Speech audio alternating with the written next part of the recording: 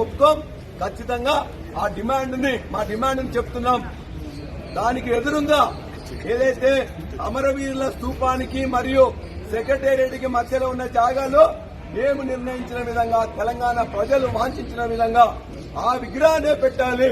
ఖచ్చితంగా దాన్ని విరమించుకోవాలి. రాజీవ్ గాంధీ విగ్రహాన్ని విరమించుకోవాలని చెప్పేసి మేము కోరుతూ ఇవాళ ముళ్ళ కంచెలు తీసేస్తామని ఇక్కడ సభ్యులకు కూడా ముళ్ళ కంచెలు వేసిండ్రు.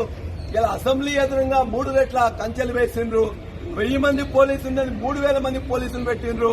అనేక మంది ఇలా మార్షల్స్ తోని ఇవాళ పోలీస్ వ్యవస్థతోని 3 రెట్లు పెంచి ఇవాళ ఏదో పరిపాలన చేద్దాం అనుకుంటున్నారు. ఎక్కడ ప్రజాపాలన, ముళ్ళ కంచెల పాలన, పోలీసుల పాలన, ఇవాళ వాళ్ళ యొక్క అహంకార పాలన, దీన్ని నశిస్తూ ఖచ్చితంగా రేపు కానీ ఎప్పుడు కానీ స్పీకర్ గారు గుర్తించాలి. మా మాట వినడానికి మా యొక్క వాయిస్ పోవడానికి అవకాశం ఇవ్వాలని చెప్పి కోరుతూ కనీసం ఇక్కడ మాది పోవడానికి కూడా ఇవ్వలేదు కాబట్టి దాన్ని ఖండిస్తూ జై తెలంగాణ.